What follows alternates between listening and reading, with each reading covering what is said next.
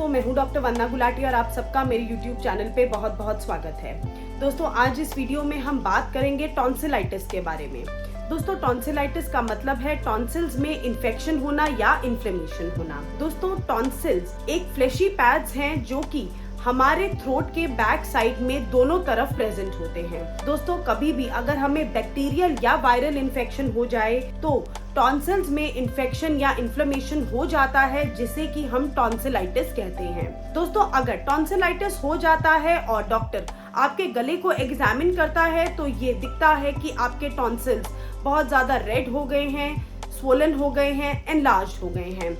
दोस्तों, टॉन्सिलाइटिस के बहुत सारे सिम्टम्स हैं जिन्हें अभी हम डिटेल में डिस्कस करेंगे। दोस्तों, अब बात करते हैं डिटेल में कि टॉन्सिलाइटिस के क्या क्या सिम्टम्स होते हैं। दोस्तों, सबसे पहला हम बात करेंगे कि हमें थ्रोट में क्या क्या सिम्टम्स पेशेंट देगा। सबसे पहला होगा सोर थ्रोट, यानी कि गले में दर्द। दूसरा दोस्तों, मरीज ये कंप्लेन करता है कि उसे निगलते टाइम या स्वॉलो करते टाइम बहुत ज्यादा दर्द हो रहा है या तकलीफ हो रही है। तीसरा दोस्तों, टेंडर लिम्फ नोड्स, यानी कि गले के आसपास प्रेजेंट रहने वाली लिम्फ नोड्स में सूजन हो जाना या उनका एनलार्ज हो जाना। दोस्तों, अगर हम नोज की बात करें यानी कि नाक की बात करें तो टॉन्सिलाइटिस में मरीज को या तो नाक बहनी शुरू हो जाती है या कई बार नाक बंद हो जाती है। दोस्तों, अगर हम इन जनरल बात करें तो मरीज को बॉडी एक्स हो सकते हैं, फीवर हो सकता है, बहुत ज्यादा लेथार्जी यानी कि वीकनेस फील हो सकती है। कुछ केसेस में जहां पर एक्यूट टॉन्सिलाइटिस होता है, मरीज को चिल्स यानी कि ठंड के साथ बुखार भी चढ़ सकता है।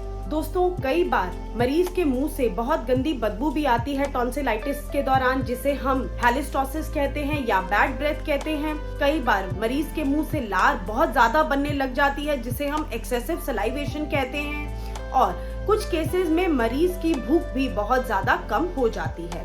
दोस्तों, अगर आप टॉन्सिलाइटिस के मरीज को देखते हैं तो आप ये देखेंगे कि उनके टॉन्सिल्स बहुत ज्यादा रेड दिखते हैं, कई बार सूजे हुए होते हैं, एनलार्ज्ड होते हैं और उनमें येलो या व्हाइट कलर के पैचेस या कोटिंग बनी हुई हो सकती है। दोस्तों, अब हम बात करेंगे कि अगर टॉन्सिलाइटिस की समस्या है तो आपको क्या प्रिकॉशंस लेने चाहिए। दोस्तों, सबसे पहला प्रिकॉशन है कि आप पानी का इंटेक अच्छा रखें, लगभग 7 से 8 ग्लास पानी का सेवन जरूर करें। दोस्तों, दूसरा बहुत ही इम्पोर्टेंट प्रिकॉशन है कि मरीज को गागल्स यानी कि गरारे करने चाहिए। नमक के पानी के गरारे दिन में 2 बारी कम से कम मरीज को जरूर करने चाहिए। दोस्तों, तीसरा प्रिकॉशन है कि आप बैलेंस डाइट लें, फ्रूट्स वेजिटेबल्स डाइट में अच्छे से कंज्यूम करें। दोस्तों, चौथा बहुत ही इम्पोर्टेंट प्रिकॉशन है कि आप ह्यूमिडिफायर का यूज करें, जिसका मतलब है कि आप अपने कमरे में कोई भी स्टीमर ऑन करके छोड़ दें ताकि ड्राइनेस कमरे में ना रहे, आपका कमरा मॉइस्चर से भरपूर रहे। ये आपके टॉन्सिलाइटिस के कंडीशन में बहुत ज्यादा यूजफुल रहता है। दोस्तों, टॉन्सिलाइटिस 2 तरह के होते हैं, acute tonsillitis and chronic tonsillitis. दोस्तों, अक्यूट टॉन्सिलाइटिस एक ऐसा कंडीशन है जिसमें कि टॉन्सिल का इन्फ्लेमेशन या इन्फेक्शन सडनली शुरू होता है और मरीज की बॉडी में 3 से 10 दिन के अंदर रहता है और फिर वो खत्म हो जाता है। दोस्तों, क्रॉनिक टॉन्सिलाइटिस एक ऐसा कंडीशन है जिसमें कि ऐसे लोग जिन्हें बार बार टॉन्सिल्स में इन्फेक्शन होता है यानी कि रेकरेंट टॉन्सिलाइटिस रहता है, उनमें ऐसा होता है दोस्तों कि इन्फेक्शन या इन्फ्लेमेशन तो खत्म हो जाता है, पर स्वोलन टॉन्सिल्स यानी कि टॉन्सिल्स जो सूज जाते हैं उनका साइज वैसे का वैसा ही रह जाता है, यानी कि टॉन्सिल्स का साइज बढ़ जाता है और ऐसे लोग रेकरेंट टॉन्सिलाइटिस के लिए बहुत ज्यादा प्रोन हो जाते हैं। दोस्तों, ज्यादातर क्रॉनिक टॉन्सिलाइटिस में ये देखा जाता है कि ENT स्पेशलिस्ट आपको ये रेकमेंड कर देते हैं कि आप अपने टॉन्सिल्स की सर्जरी करा के उन्हें रिमूव करा लें।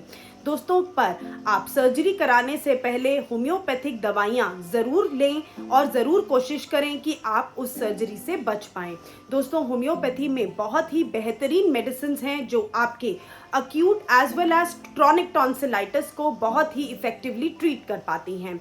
दोस्तों, आज हम डिस्कस करेंगे ऐसी ही 5 बहुत ही इफेक्टिव होम्योपैथिक मेडिसिन जो कि टॉन्सिलाइटिस के केसेस में बहुत ज्यादा यूजफुल हैं। दोस्तों, पहली बहुत ही इफेक्टिव मेडिसिन का नाम है बेलेडोना। दोस्तों, बेलेडोना अक्यूट टॉन्सिलाइटिस के लिए एक रामबाण दवाई मानी जाती है। दोस्तों, ऐसे केसेस जहां पर बेलेडोना इंडिकेटेड होती है, अगर मरीज को टॉन्सिलाइटिस होता है और हम मरीज का थ्रोट एग्जामिन करते हैं तो ये दिखता है कि टॉन्सिल्स बहुत ज्यादा रेड हैं, बहुत ज्यादा सूज गए हैं, बहुत ज्यादा मरीज को डिफिकल्टी है स्वेलोइंग में, यानी कि कुछ भी निगलते समय मरीज को बहुत ज्यादा दर्द है, थ्रोट में बहुत ज्यादा ड्राइनेस है, और अगर मरीज को कुछ ठंडा दिया जाए तो उसे लेने में डिफिकल्टी है। हालांकि अगर मरीज कुछ गर्म लेता है तो उसे कुछ देर के लिए गले में आराम महसूस होता है।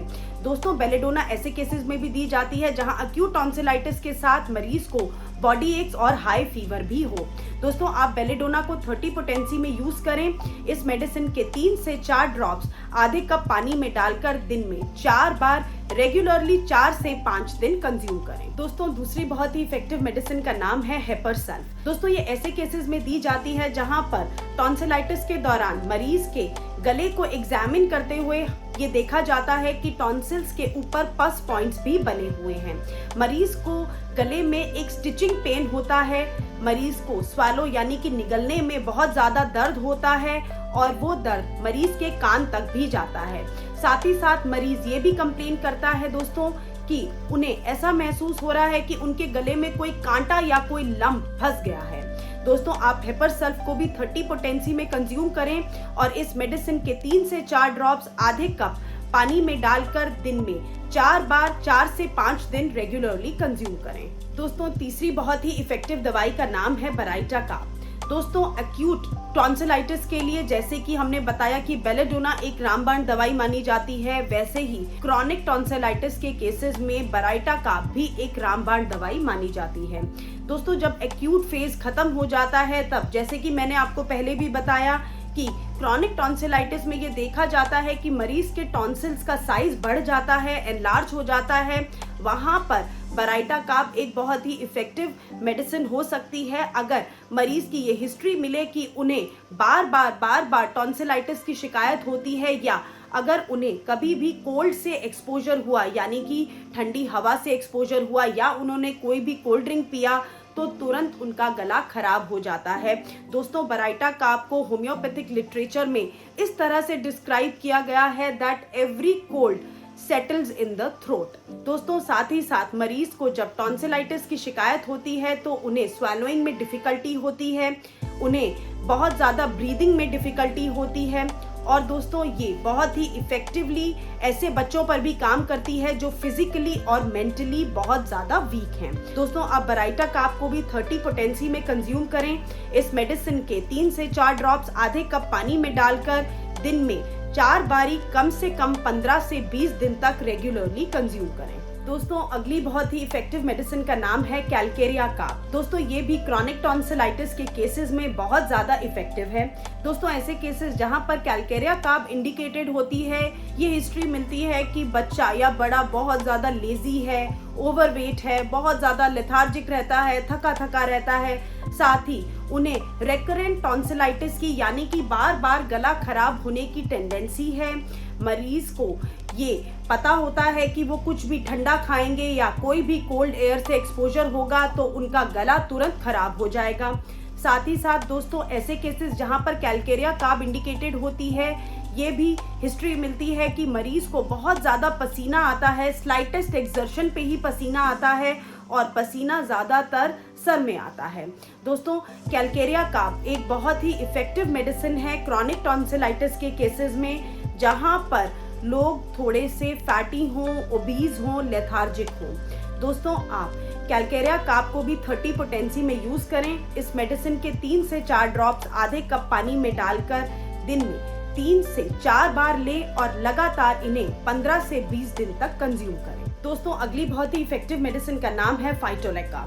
दोस्तों, ये ऐसे केसेस में दी जाती है जहां टॉन्सिलाइटिस के दौरान ये देखा जाता है कि टॉन्सिल्स का जो कलर है वो ब्लूइश रेड या डार्क रेड हो गया है, मरीज के टॉन्सिल्स बहुत ज्यादा सूज गए हैं, साथ ही साथ मरीज को स्वॉलो करने में यानी कि निगलने में गले में बहुत ज्यादा दर्द है और जलन है जो कि कानों तक भी जा रहा है। साथ ही साथ मरीज ये भी कंप्लेन करता है कि उन्हें गले में बहुत ज्यादा रफनेस, रॉनेस और ड्राइनेस महसूस हो रही है और ऐसा महसूस हो रहा है कि गले में कुछ अटक गया है।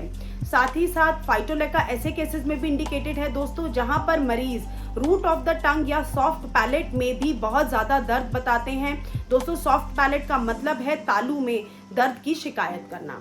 दोस्तों आप फाइटोलेका को भी 30 पोटेंसी में यूज़ करें और इस मेडिसिन के 3 से 4 ड्रॉप्स आधे कप पानी में डालकर दिन में 3 बार लगातार 7 दिन के लिए कंज्यूम करें। दोस्तों आई होप आपको ये वीडियो बहुत ही इंफॉर्मेटिव और यूजफुल लगा होगा।